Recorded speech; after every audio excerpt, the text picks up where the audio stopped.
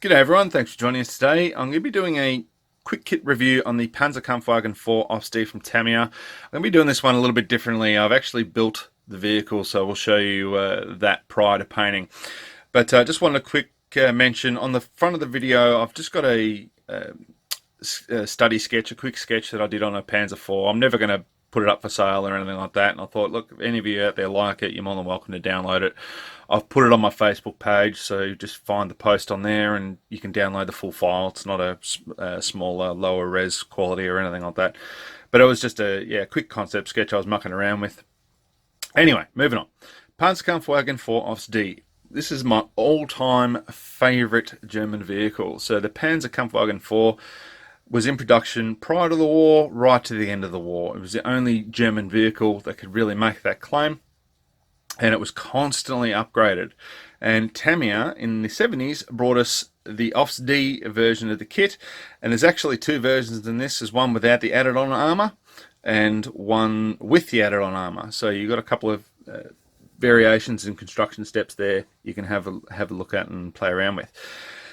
Basically, the added-on armour was something that they rectified during production. So when they decided, oh, okay, well, the armour's not quite thick enough, we're going to increase it on the next model. So all the older models, they'd try and retrofit them if they could, just to bring them up to the other standard. And I thought I'd show you just a few examples of that really quickly. There is a Panzer IV. Now that vehicle's got bolt-on armour.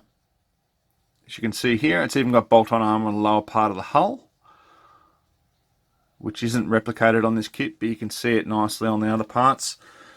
We have Panzer IV D without the bolt-on armour, but I wanted to show you that because it gives you quite an interesting look at the fenders here and the back exhaust with the smoke discharges there, smoke grenades there. And if you're going to do the kit without the turret bustle, sorry, not the turret bustle, without the stowage bin, then it shows you the detail there, which you could probably scratch build and put on if you wanted. So quite good. And last but not least, for those of you that might be looking for a bit of a project, this is an Aufs D armed with the 75mm L40. And now you can see there's significant armour updates to this vehicle. They've got the turret Scherzen, but they've got heavy bolt-on armour on the hull and on the lower hull. So it's heavily modified. It was probably modified when it went back to Germany for a refit or repair or something like that, and then they've just upgraded it. But interesting that it's got that gun on it as well, as opposed to the short barrel guns that you typically see on the E series, the D series, so on and so forth. It wasn't really to the F series that they started increasing the length of the barrel, and then later on in the F series. So yeah, if you're interested in that book, Images Panzers IV at War, 1939 to 1945, it's a good reference book. Very good reference book, and you can get it quite cheaply off eBay. So let's have a look. Panzer IV Aufs D. We're not going to show you the kit. Everything. Not going to show you the box. Everything comes bagged. You get your dual sets of instructions like you normally do with the Tamiyas, and we'll just show you those really quickly. Very simple fold-out instructions. Now, just keep an eye on your construction sequence because, as I said, there are the two variants, and there are some things you don't want to do depending on which one you wanted to build. It does show you some examples. So for example, here you've got the back rack, the hull, which would be a field mod. Now that's not on this version of it, so it's just, you play around with it. You can have a bit of fun. They did so much to these vehicles anyway. Who's going to know if it's 100% accurate? Right, decals, however you pronounce them. Forgive me, I'm Australian. Yeah, we do that. So these look a little bit on the thick side, but that's pretty typical of the older Tamiya stuff. I'm sure they'll be fine. I'm not too concerned about them at all. Now, next, I just wanted to show you really quickly rubber tracks. These are molded quite well. The vinyl tracks, these will go together quite easily. There's not really much cleanup you need to do on these at all. And last but not least, the figures. So you see the figures in this kit are actually quite reasonable. For an older kit, they may have updated them over the years, but still, yeah, quite nicely detailed. Shouldn't be too hard to put together. And one interesting thing is they have the old Panzer hats on. So if you're going to be doing an earlier diorama, for example, say, I don't know, Poland or France or something like that, those hats should still be applicable. They did phase them out fairly early. But yeah, if you wanted to do, I don't know, parade ground, early parade ground of Panzer D without the add-on armor or whatever, and have that, sweet. Nice touch. And you can also get rid of them and do a later version.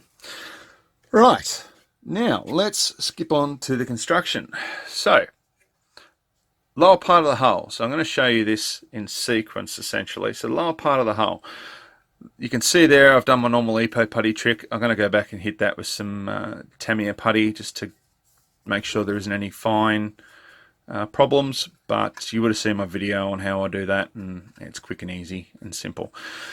Why am I showing you this? Well, the underside here of the suspension units has some quite awful mold lines on them. So it's an older kit. You're going to see stuff like this.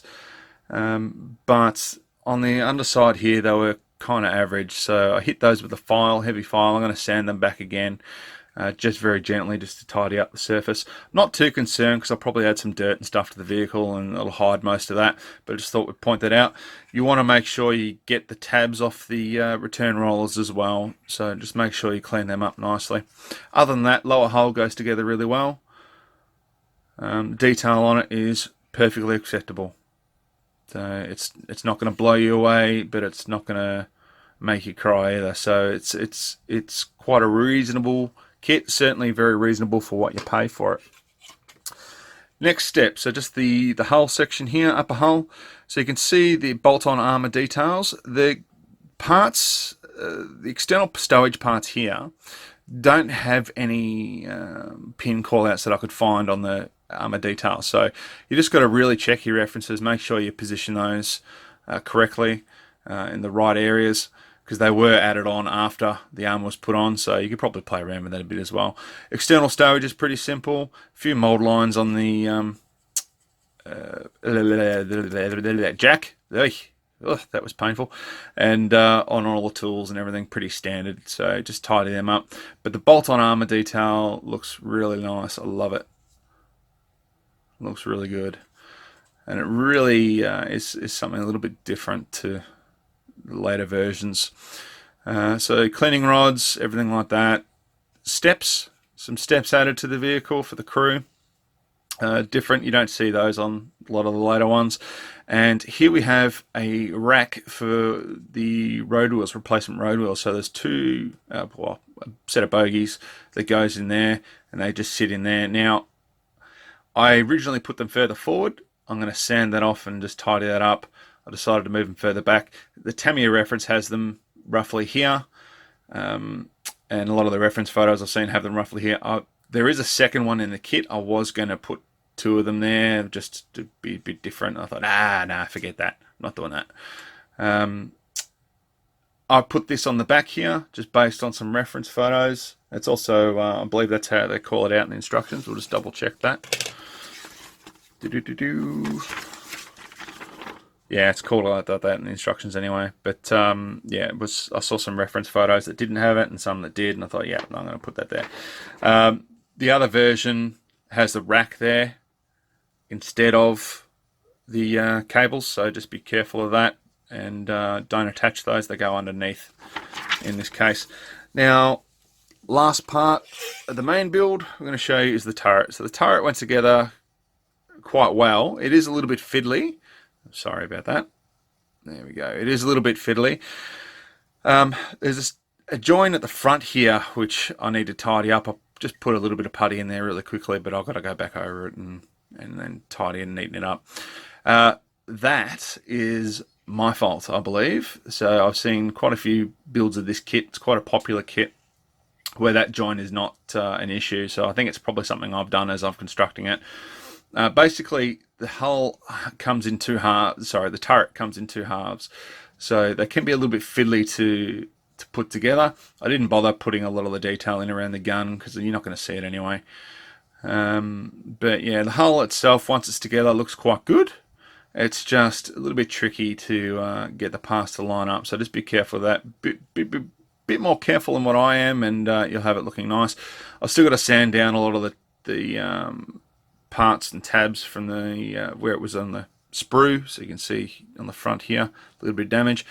Those of you that might be wondering what this bar across the front is, that's actually to stop the vehicle from shooting off its own aerial. So you can imagine the aerial on the hull is right there. Imagine you've got the turret on there. The machine gun's actually going to go behind that aerial and shoot it if that bar isn't there to knock it out of the way. So to my understanding, that's the function of it. If someone else has a different opinion on that, please let me know. Other than the road wheels, sorry, not the road wheels, the suspension, the only other part of this kit which was a little bit iffy, really, was the road wheels. So I'm just going to show you those. So you've seen the seams on the suspension. Had the same deal on the road wheels as well. I'm just going to put that down. Sorry, same deal on the road wheels as well. So just zoom in on this. Come on. There you go. The detail is not too bad, but you got the seam line down the center of these tracks here. Now, technically, that's really not an error. If you look at the brand new road wheels, they have those mold seams on the rubbers anyway. But if you wanted to do a vehicle which is a bit more worn, then you're going to want to sand those off and chip up the parts. So just keep an eye on that. Other parts to watch out for: running gear and the return idler. So basically these have a lot of flash on them. They come up really nice once you clean them up, but you do have to clean them up. So I went with a file quite heavily in amongst the gears on this, the teeth on this rather, and filed out all the flash that was in there. This part was even trickier. So on this part there was a lot of flash on the inside of the spokes. You can see there's a tiny bit there I still need to sand off, and but I've cut most of it out. I just got to tidy it up before we paint it. But yeah, keep an eye on that. That was really a little bit of a disappointment, but not unexpected in an old kit. And last part is the exhaust with the smoke discharges. So got that ready for painting, sorry. So the smoke discharges are quite neat. There really isn't much of a join between them and the arm that supports them, the bar that supports them. So just be careful when you're gluing those in that you get them centered and they're sitting right, because there's no locator pins or anything like that.